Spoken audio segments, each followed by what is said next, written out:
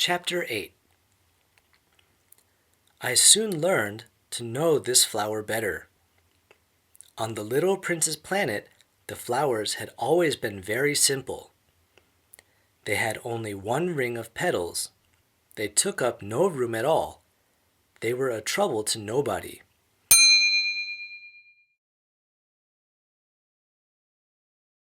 One morning, they would appear in the grass, and by night, they would have faded peacefully away. But one day, from a seed blown from no one knew where, a new flower had come up, and the little prince had watched very closely over this small sprout, which was not like any other small sprouts on his planet. It might, you see, have been a new kind of baobab. The shrub soon stopped growing.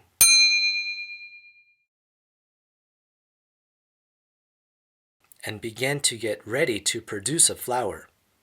The little prince, who was present at the first appearance of a huge bud, felt at once that some sort of miraculous apparition must emerge from it.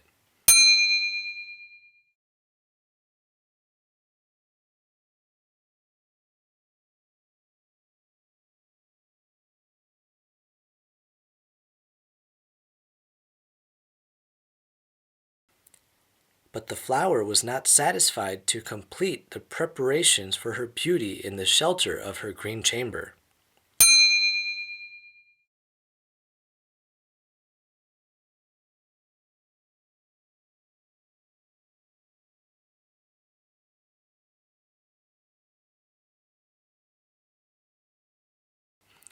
She chose her colors with the greatest care.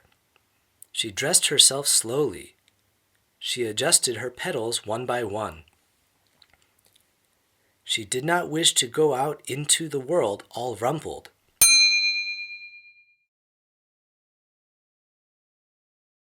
Like the field poppies. It was only in the full radiance of her beauty that she wished to appear.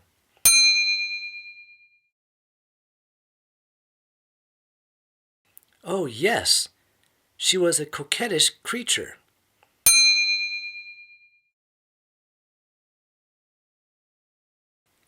And her mysterious adornment lasted for days and days.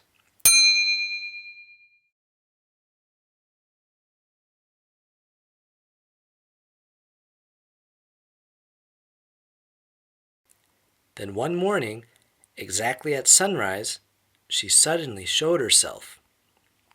And, after working with all this painstaking precision, she yawned and said,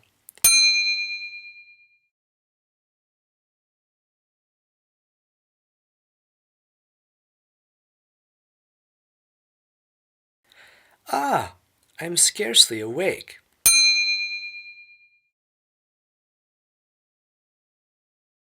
I beg that you will excuse me. My petals are still all disarranged."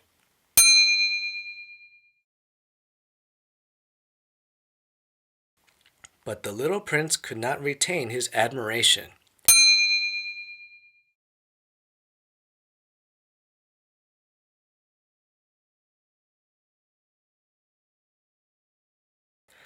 "Oh, how beautiful you are!" "Am I not?" the flower responded sweetly. "And I was born at the same moment as the sun." The little prince could guess easily enough that she was not any too modest, but how moving and exciting she was. "I think it's time for breakfast," she added an instant later.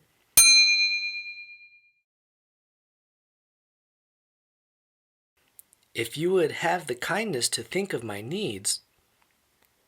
And the little prince, completely abashed,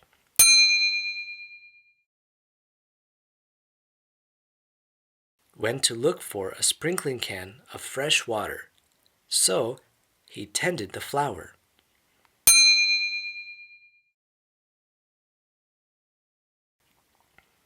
So, too, she began very quickly to torment him with her vanity.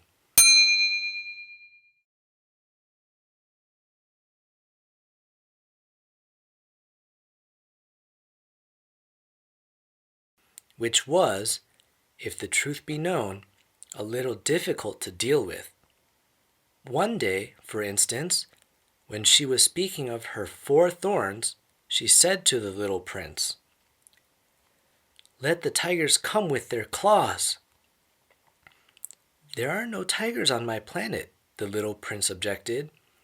"And anyway, tigers do not eat weeds."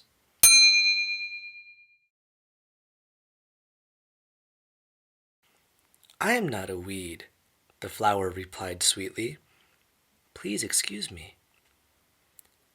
"I am not at all afraid of tigers," she went on, "but I have a horror of drafts."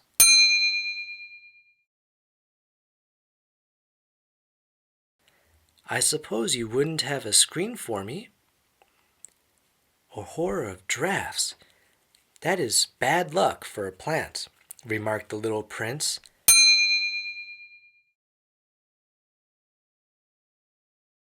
and added to himself, "This flower is a very complex creature. At night, I want you to put me under a glass globe. It is very cold where you live, in the place I came from." But she interrupted herself at that point. She had come in the form of a seed. She could not have known anything of any other worlds. Embarrassed over having let herself be caught on the verge of such a naive untruth, she coughed 2 or 3 times in order to put the little prince in the wrong. "The screen? I was just going to look for it when you spoke to me." Then she forced her cough a little more so that he should suffer from remorse just the same.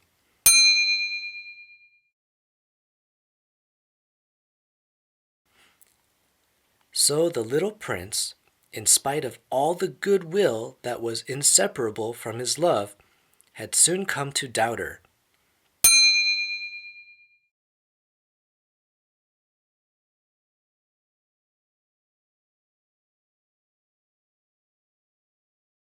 He had taken seriously words which were without importance, and it made him very unhappy.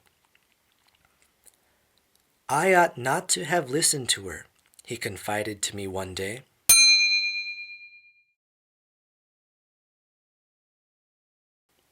"One never ought to listen to the flowers. One should simply look at them and breathe their fragrance. Mine perfumed all my planet, but I did not know how to take pleasure in all her grace. This tale of claws, which disturbed me so much, should only have filled my heart with tenderness and pity."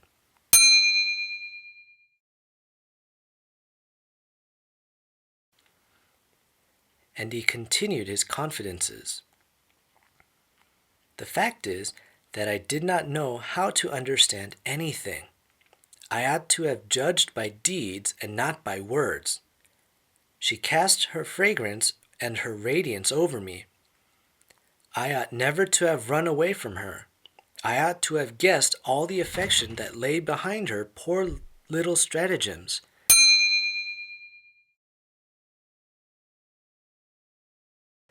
Flowers are so inconsistent.